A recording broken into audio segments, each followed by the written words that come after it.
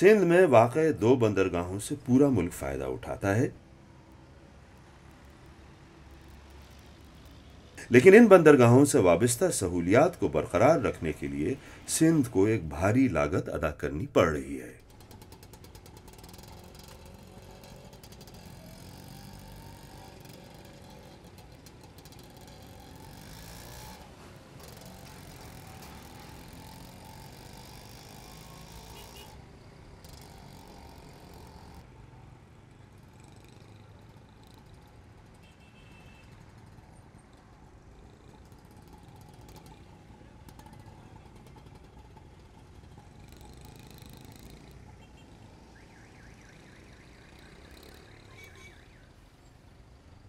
سندھ کے ذریعے حاصل ہونے والی کثیر آمدنی کے باوجود وفاقی اداروں نے اسے ہمیشہ نظر انداز کیا ہے۔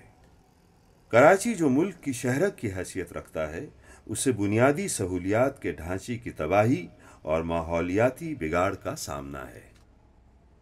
کراچی حیدرآباد سپر ہائی وے جو قومی تجارتی کوریڈور کا اہم حصہ ہے، سن 1997 میں NHA نے موٹر وے میں تبدیل کرنے کے لیے اپنی تحویل میں لے لیا۔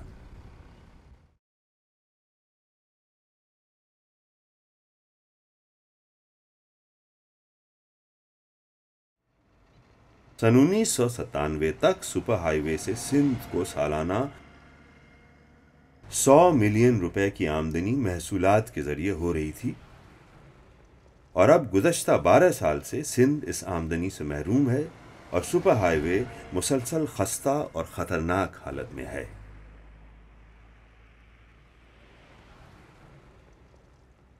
سندھ اور پنجاب میں قومی شاہراہ کی حالت میں فرق ترقیاتی پالیسی میں تفریق کا ثبوت ہے۔ نیشنل ہائی وے اتھارٹی ملک بھر میں شاہراہوں کی تعمیر اور دیکھ بھال کے لیے ذمہ دار ہے، لیکن سندھ کے ساتھ سوتیلی اولاد جیسا سلوک کیا گیا ہے۔ گھوٹکی اور پنجاب کی سرحد کے درمیان قومی شاہراہ کا ایک حصہ نظر انداز کیے جانے کی واضح عکاسی کرتا ہے۔ خوش آمدید پنجاب، جہاں پر قومی شاہراہ کے معیار اور دیکھ بھال کے لیے دی گئی توجہ قابل دید ہے۔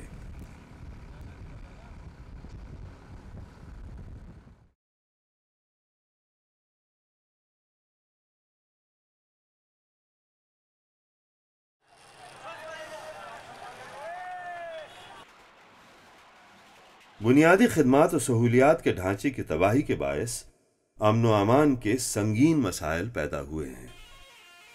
سن 1985 سے لے کر اب تک گزشتہ 2 دہائیوں کے درمیان سندھ نے مسلسل انتہا پسندی اور پرتشدد کارروائیوں کے عوض بہت بھاری قیمت ادا کی ہے۔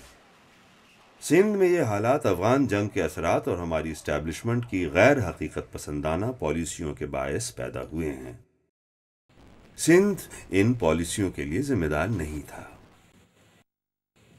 گزشتہ 2 دہائیوں کے دوران جاری لسانی فرقہ وارانہ فسادات اور ٹارگٹ کلنگ سے لے کر بم دھماکوں تک ہزاروں قیمتی جانیں ضائع ہوئی ہیں، کروڑوں کی املاک کو نقصان پہنچا ہے۔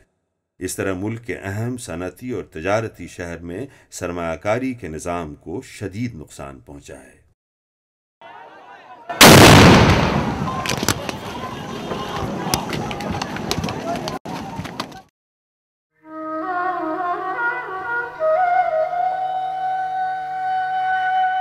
یہ سندھ کی بدقسمت حقیقت کی ایک جھلک ہے۔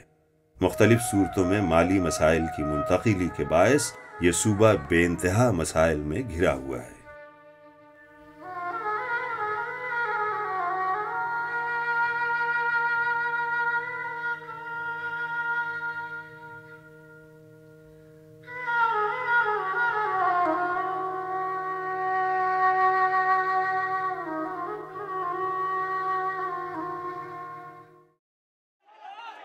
ان ناانصافیوں کی وجہ سے سندھ میں شدید غم اور غصہ پایا جاتا ہے۔